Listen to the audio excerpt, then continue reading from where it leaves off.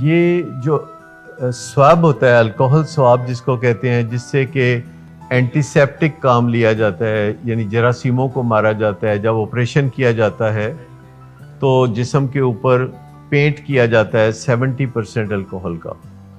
یہ جو 70% الکوہل ہوتی ہے، اس میں تمام جراثیم اپنی جان کھو دیتے ہیں اور اس کے بعد آپریشن کرنا آسان ہو جاتا ہے. لیکن جو مارکیٹ میں الکوہل ملتی ہے for the purpose of drinking, وہ 70% کبھی بھی نہیں ہوتی. وہ زیادہ تر 40% کے قریب یا اس سے کوئی 1% اوپر. لیکن جب شراب بنتی ہے تو وہ جراثیم بناتے ہیں اور وہ 14% سے زیادہ کبھی نہیں بن سکتی. شراب کو جو بنانے کا طریقہ ہے قدرتی، وہ کشید تو بعد میں ہوتی ہے نا. اگر شراب بنانے کے طریقے میں اگر آپ جاننا چاہتے ہیں تو شراب یسٹ سے بنتی ہے.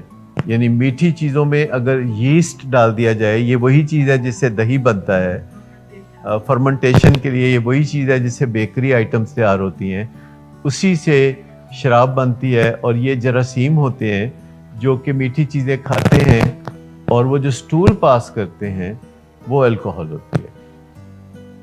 سمجھ آئی کوئی؟ کہ جو سٹول پاس کرتے ہیں وہ الکوہل ہوتی ہے، کیونکہ وہ یسٹ جو ہے وہ میٹھی چیزیں دڑا دڑ کھاتے ہیں جس سے ان کو ڈائریا ہو جاتا ہے. اور وہ جو ڈائریا ہوتا ہے اس میں جو انڈائجسٹڈ کاربوہائیڈریٹس ہوتے ہیں وہ الکوہل کی شکل میں ہوتے ہیں.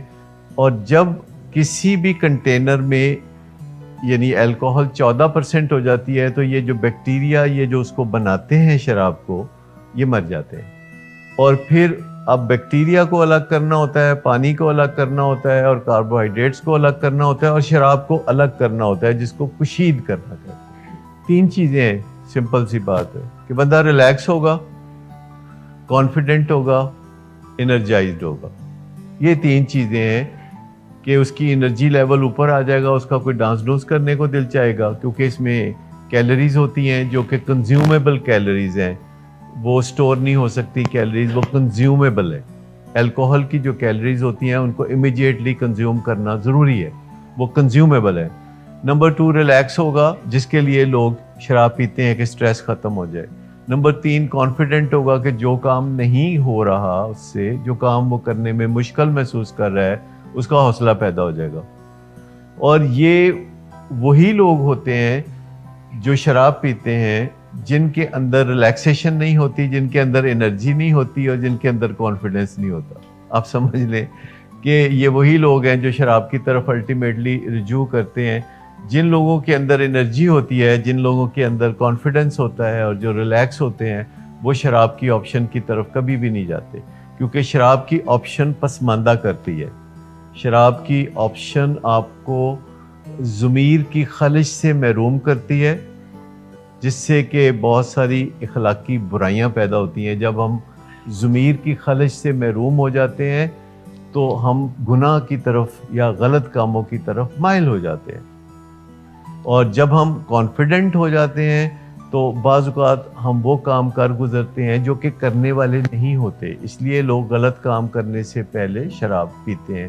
تو شراب اگر کوئی یوزر ہو تو اس کو پسماندگی کی طرف لے کے جائے گی، اور اگر کوئی ابیوزر ہو تو اس کو الکوہلزم کی طرف لے کے جائے گی، تباہی کی طرف لے کے جائے گی. سائنس اس چیز کو نہیں مانتی کہ شراب پرانی ہو تو اچھی ہوتی ہے، نہیں ہو تو بری ہوتی ہے، یا اس کا زیادہ اثر ہوتا ہے یا کم اثر ہوتا ہے. لیکن آپ نے جتنا انجوائے کرنا تھا اس پارٹ آف ڈسکشن کو وہ کر لیا.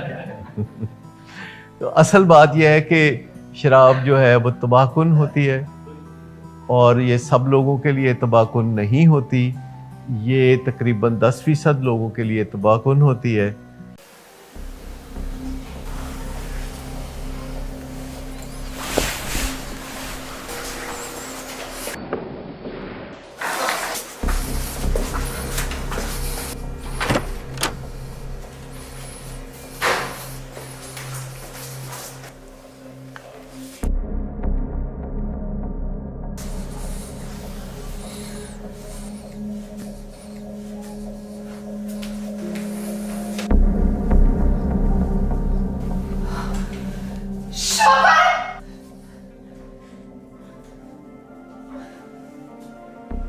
شراب نوشی کی وجہ کردار کی خرابی نہیں، موڈ کی خرابی ہے۔ شراب نوشی کبھی بھی نشے کی بیماری میں بدل سکتی ہے۔ نشے کی بیماری ہر سٹیج پر قابل علاج ہے۔ مدد حاصل کیجیے، کیونکہ وہ ایسا نہیں کرے گا۔